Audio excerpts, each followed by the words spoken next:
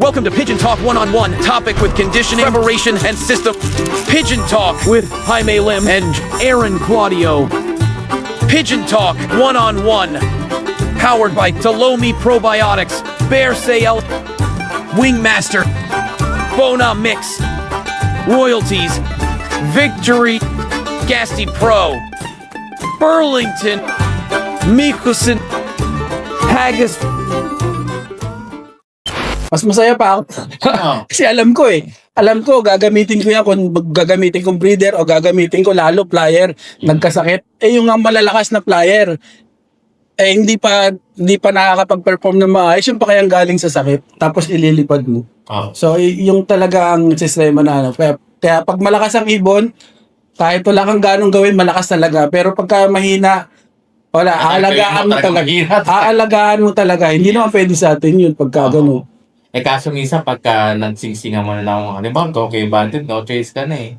Otherwise, meron ka pang panahon para palitan. Pinapalitan namin. Yun. Pero pag wala ka ng tie, no palit, no choice na. wala kang choice. Lalo rin, syempre, may mga clubs tayong may 2K bat, may 6K bat. So, syempre, Talas tayo pahapon. Nagka-training na, sisyo pa. May sisiyo pa. So, kailangan talaga din. Si Sir Michael Rosquero ba maselan sa pagpili ng ibon? Sa pag-ibig? Wala akong kaselan-selan. So, sabi ko nga sa inyo ako yun doon sa walang ganong time. Ako yung tao may time pero walang ganong time. So, hinahayaan ko lang sila na ganon. Hindi ako malinis sa kulungan, hindi rin ako marumi. Tama lang. Kasi ang sinasabi ko, yung mga ibon, yung immunity, YB, pinabayaan ko sila. Yung immunity nila, gusto kong lumakas. Kung magkakasakit ka sa ganyang sitwasyon, magkasakit ka na kasi kukunin ko lang yung malakas. Kasi pagdating sa track, tatapak-tapakan ka lang doon. Nandun lahat ng sakit, nandun lahat ng ipot ng kalapate, nandun lahat yung maamoy mo lahat, kung mahina-hina yung ipon mo. Hindi na ano kasi iba-iba tayo ng sistema. So yun lang yung sistema na ginagawa ko. Yung malakas. Yung mahina. Okay, Sir Michael. With regards to sa mga, di ba, punta tayo sa mga ibon po niyo. Sa young bird po ninyo, paano kayo nagtuturo, sir? Sa akin, yung mga, dugtungan ko muna yung sa one day eat kasi ako sa mga young bird ko doon sa one day eat, marami kasi 2021 ko tinuruto nung nag-vlog ako maraming hindi talaga pumabor marami kasi hindi karaniwan. Yes. Hindi, yung one day, eating for one day, pwede na yan. Actually, pwede yun. Pero kasi maraming dati, yung mga nakasanayan na dalawang beses talaga nagpapakain ng ibon. So nung tinuro ko to, hindi pa nila natanggap agad Hindi nila na Kaya meron kasing sistema doon sa one day eat na isang beses mo lang pakakainin yung mga ibon nyo. So mahabang paliwanag, tignan nyo doon sa YouTube ko, Michael Rasquero TV, saka sa MP page ko, Michael Rasquero Lop. So nandun lahat yung sistema, paano gawin yung one day eat. Okay. Ako, actually, the way I manage yung mga ibon ko, pag pasok ka. Babagal ka, di ka nakakain. So, one day, Bukas na. Sistema yun Sa matuto sila, bilis. Kumbaga, disiplina. Disiplina. Kumbaga, yung mga yabbers kasi kailangan turuan ka ng disiplina. Kasi pag once na nagkaedad na sila, at doon mo palang tuturuan, hirap turuan. Masakit sa ulo. Diba? Kasi tatamay na. Kumbaga magkaklaki ka na mo. Ano pa hinihintay mo dyan? Baba na. Sayang kasi pinagpagura mo ng mula una breeding tapos pagdating sa karera ang tuloy ng ibon ayaw pumasok. Yes, So disiplina talaga. Disiplina talaga. Nakita niyo madala sa mag-champion. Apo. Bilis ko. Traffic ko, bilis. Trapping. talaga. So importante talaga ito trapping. Ikot, landing board. Pasok. Nag-agawan.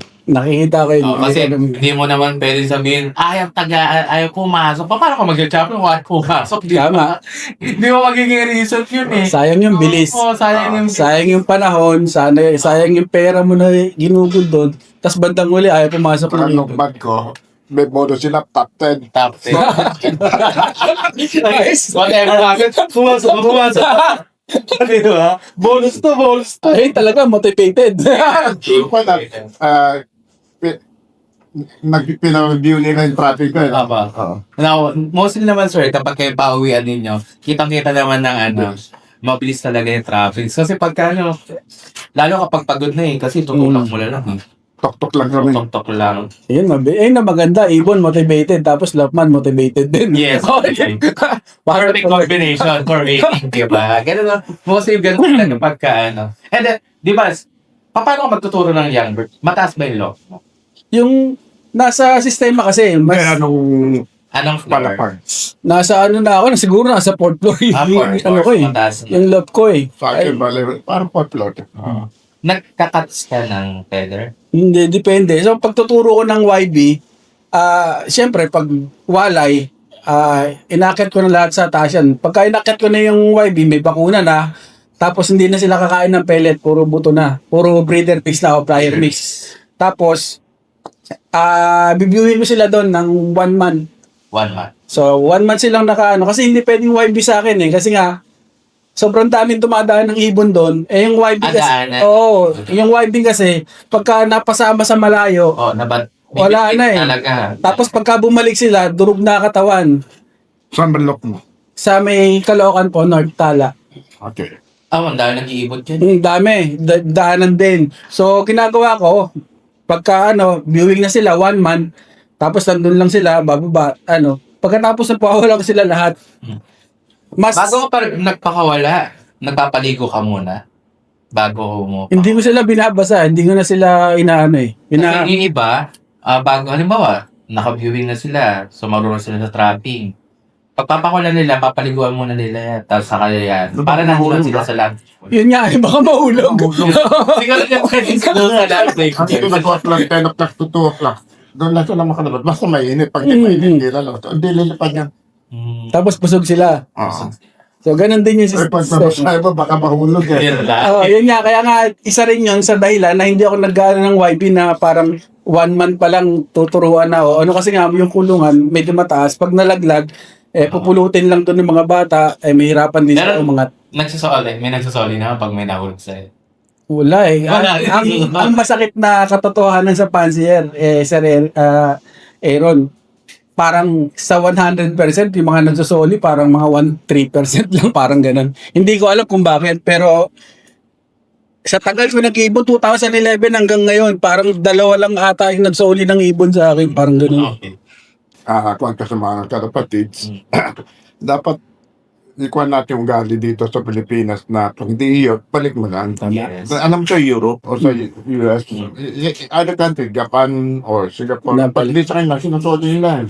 Saka crimes sa kanila kasi yun. Oo, Tinigdas sa kanila yun. Sa meron akong kaibigan sa Australia, pagka daw yung kunyaring ibon, napadpad o naligaw yung ibon, tapos may nakapulot, dito, itatawag nila yung may ring number, tatawag nila doon sa club, tapos yung club naman, kukontakin ka para kunin mo yung ibon mo. Hindi mo pwedeng hindi kunin yung ibon mo. Ikaw naman makakasuhan. Kahit gaano kakalaki mo, kunin mo yung ibon mo. Oo. In a nice way, in a professional way natin sa pigeon racing. Kaya dapat i-adapt natin yung mga rules na katulad na ganyan. Simpleng rules lang naman yun eh. Pag hindi sa'yo, Balik mo. ibalik mo or pakawalan mo. Para at least, syempre yung mga ibon natin, lahat yan may buhay, napapago din sila. So, pag once na nahuli ninyo, painumin nyo lang, palakasin nyo lang, pagpahingayin nyo lang. Then, kung hindi natin madetect kung kanino yung owners, pakawalan nyo na lang. Ang masama dyan, iba nakahuli. Kuwan na, talagang pigeon fancy eh. Tracing pa. Tetrace. Para yung ransom niya. Yes, okay. So, dapat din natin. Pag nalaman na kung kanino, Iba pressure. wala presyo.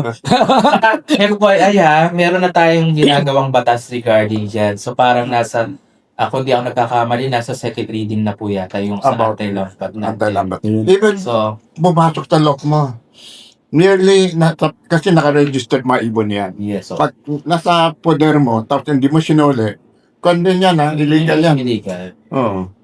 Kailangan, kumbaga, Kung sabihin ng kabilang party, ninakaw yan eh. yes. Wala kang magawa. Tapos, Oo, patay ka. Oh, pantay Hindi pencil. mo pwede hindi mo pwede sabihin, nadakit ka. Hindi, ba't andyan sa lock mo? pakulat po. Minsan, di ba? Kung nasa lock mo, then in possession ka. Yes. So once in possession na something's not yours, fencing. Sama. Oo. Yes, so, ayun. So, yun, sa young bird tayo, so, hindi ka nagpa-feathering, right? And then, after 1 month, saka mo siya papakawalan. Viewing mo, 1 month. 1 month. Okay. Oh, let's talk about road training. Ano yung mga sign na ang young bird mo is prepared na for the road training? Una sa lahat, pagka nag-road training ka, dapat may plano ka. Dapat may sistema ka. Dapat may goal ka kung anong gusto mong gawin. Let's say, sabihin mo, hindi, mag-ano lang ako eh. Gusto ko lang mag-pooling. So, ibukod mo yung pang-derby mo, ibukod mo yung pang-pooling mo. So, pag pang-pooling, gusto mong